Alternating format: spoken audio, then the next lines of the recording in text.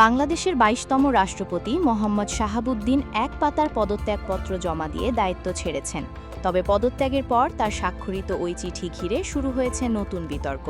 কারণ পদত্যাগপত্রটিতে ভাষা ও বানানগত মোট ১৯টি ভুল এবং একাধিক অসঙ্গতি থাকার দাবি উঠেছে, যা নিয়ে সামাজিক যোগাযোগ মাধ্যমে ব্যাপক সমালোচনা চলছে।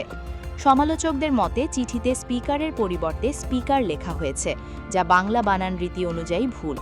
বিষয়ের স্থানে রাষ্ট্রপতির পদ হতে পদত্যাগ লিখে একই বাক্যে দুইবার পদ ব্যবহার করায় বাহুল্য দোষের অভিযোগও উঠেছে।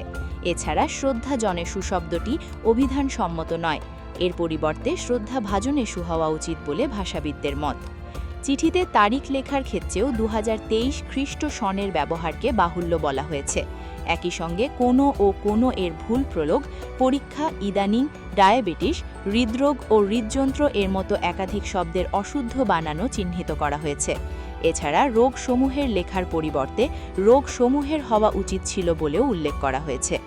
শুধু বানান নয়, বিরামচিহ্ন ও লেখার বিন্যাসেও অসঙ্গতি রয়েছে বলে দাবি করা হয়েছে, যেমন বন্ধনীর আগে পরে প্রয়োজনীয় ফাঁক না রাখা, ৫০(৩) অনুচ্ছেদ লেখার ধরন এবং অপ্রয়োজনীয় দাড়ি ব্যবহারের মতো বিষয়ও আলোচনায় এসেছে।